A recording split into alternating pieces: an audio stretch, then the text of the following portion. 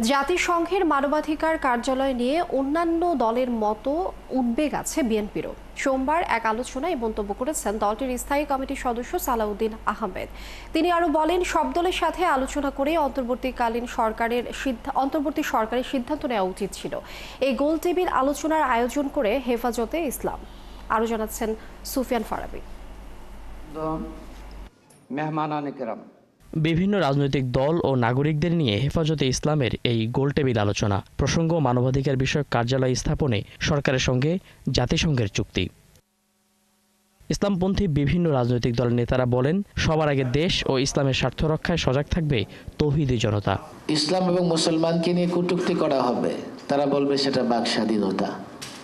আমরা প্রতিবাদ করব তো আমরা হয়ে যাব বিশৃঙ্খলাকার। নেতিবাচক খারাপ দিকগুলো রয়েছে, সেগুলোর আমরা বিরোধিতা করব, কিন্তু সেই বিরোধিতার মাত্রা এমন পর্যায়ে থাকা উচিত যেটা কোনোভাবেই ভারতীয় আধিপত্যের পথকে যেন এখানে সুগম না করে। হেফাজতের শীর্ষ নেতারা মনে করেন, মানবাধিকার কার্যালয় স্থাপনে সরকার জনবিচ্ছিন্ন চুক্তি করেছে।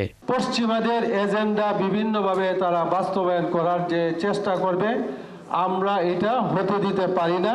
জাতিসংঘের এই মিশন পৃথিবীর মধ্যে যেসব জায়গায় আছে 16টা দেশে স্থায়ীভাবে, 2টা জায়গায় অস্থায়ীভাবে, কোথাও কোনো ভালো খবর আমরা পাই না। বাংলাদেশের স্বাধীনতা ও সার্বভৌমত্ব নিয়েও ষড়যন্ত্র চলছে বলে অভিমত দেন বক্তারা।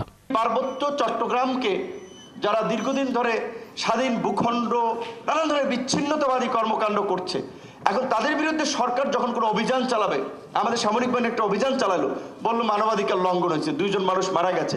ওই দিক দিয়ে তারা যে গুলি করে আমাদের মানুষকে মারছে, পাহাড়ে যে একটা কলার ছড়ি থেকেও এই যে সন্ত্রাসী গোষ্ঠীগুলো চাঁদা নিচ্ছে, মুরগি থেকে পয়সা নিচ্ছে, এইগুলো নিয়ে বলবে না। অত্যন্ত সচেতনভাবে, যোগ্যতার সাথে, বিজ্ঞতার সাথে আন্তর্জাতিক থ্রেট ফেস করতে হবে। আলোচনায় অংশ নেন বিএনপির স্থায়ী কমিটির সদস্য সালাউদ্দিন আহমেদ।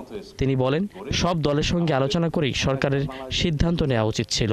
সরকার কোনো রাজনৈতিক দলগুলোর সাথে আলোচনা ছাড়া, বাংলাদেশের মানুষের সাথে কোনো সংলাপ ছাড়া, কোনো মতামত ছাড়া একটা এগ্রিমেন্ট করেছে, সেটা ন্যায়ানুগ হয়নি।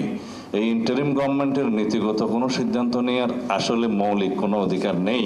অন্যদিকে জাতিসংঘের সম্ভাব্য দূত হিসেবে যার নাম প্রস্তাব করা হয়েছে, তাকে গ্রহণের বিষয়ে সরকারকে বিচক্ষণ সিদ্ধান্ত গ্রহণের আহ্বান জানান তিনি। বাংলাদেশের সরকার তাকে অনুমতি দেওয়ার আগে সেই বিষয়টি বিবেচনায় নেবেন। মানবাধিকারের প্রতি বিএনপির অবস্থান অবিচল থাকবে বলেও জানান সালাউদ্দিন আহমেদ। আমরাও উদ্বিগ্ন বাকি সবার মতো। সুফিয়ান ফারাবি, ৭১, ঢাকা।